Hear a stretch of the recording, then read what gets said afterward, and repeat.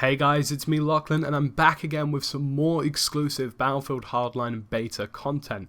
Now in this video today I'm going to be providing you an insight into the map which is known as Dustbowl. Now this is available in the beta and will feature Hotwire and Conquest Large mode, and I felt as though it was important to jump into spectator mode and give you guys a good drop down overview as to what to anticipate when jumping into this beta, which launches of course on February 3rd. So as you can see from the map overview, Dustbowl is an incredibly large but very compact map at the same time. It features a lot of urban warfare with many of the objectives placed very close to one another in between lots of different battle pickups and strategical locations. The map, to be honest with you, is incredibly well designed. Now as we head on into this top-down view, I feel as though it's worth mentioning that Dustbowl does actually feature Levolution. Now Dustbowl has its very own sandstorm which passes through the map at what I believe is a random time and remains there for about 2 or 3 minutes. Now this specific sandstorm will blind your vision and really make it difficult for you to shoot through the sand. It's much more obtrusive than it is, for example, in Gulf of Oman on Battlefield 4. Now looking at the map, you can get a clear understanding of what I mean by urban warfare.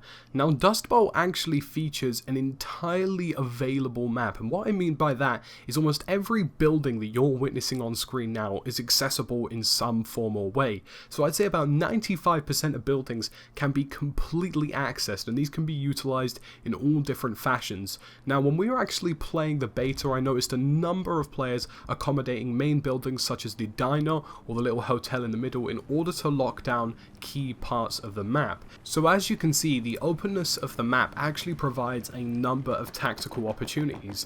Now I feel as though if I was with a coordinated squad, I would lock down main intersections of the map. That's something which I would widely promote.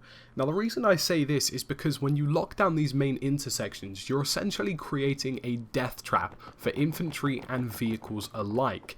Now all parts of the map, including key outposts or key positions such as the flags on Conquest or the vehicles in Hotwire, will be subject to players actually reaching those vehicles and targets and getting there efficiently. So if you were to make it much more difficult for that to happen, you're going to be causing a problem. So by accommodating some of these buildings, you can actually completely destroy intersections, stop players from reaching their targets, and stop vehicles from passing through whatsoever. Now one thing that's credible and worth noting is that most of the places of interest, such as the objectives in Conquest, are all areas that I feel as though are significant within the map. So every objective that you're seeing on screen now in spectator mode has some kind of tactical advantage. So for example, when you're looking at the radio station, which is objective Alpha, you have the higher ground and the view of the entire map at your disposal.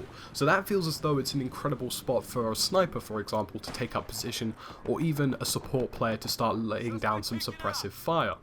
Now when you look at the hotel as well, which is another objective, there is a key area for infantry combat.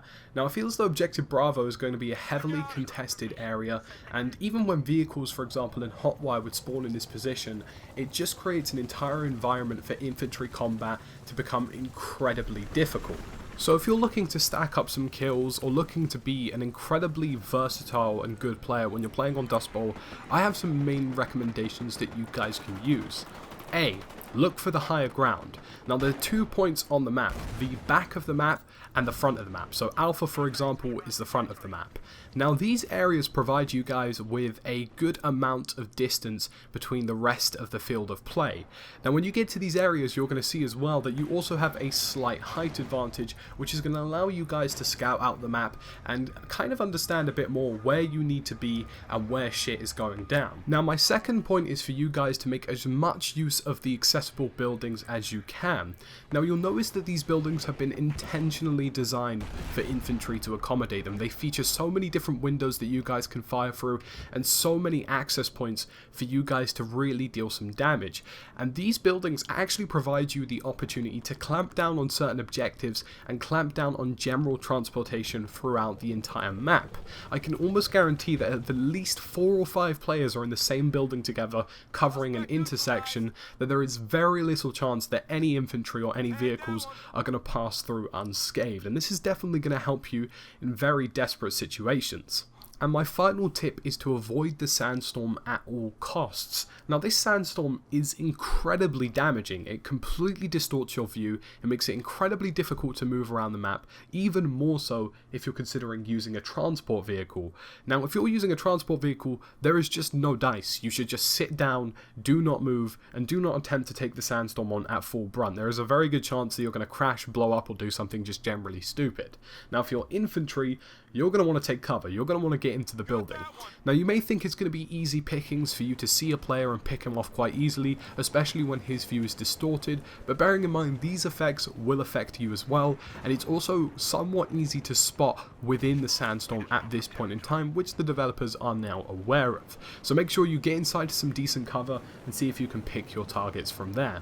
So guys, I hope you enjoyed this overview of the map Dustbowl and my tips that I can provide you to give you guys some good insight as to what to do when the beta launches on the 3rd of February. Make sure you also check out my overall impressions video and of course my overview of the map Bank Job, which is incredibly sophisticated. So I hope you've enjoyed this early access video and I hope to see you guys again soon with some more content later this week.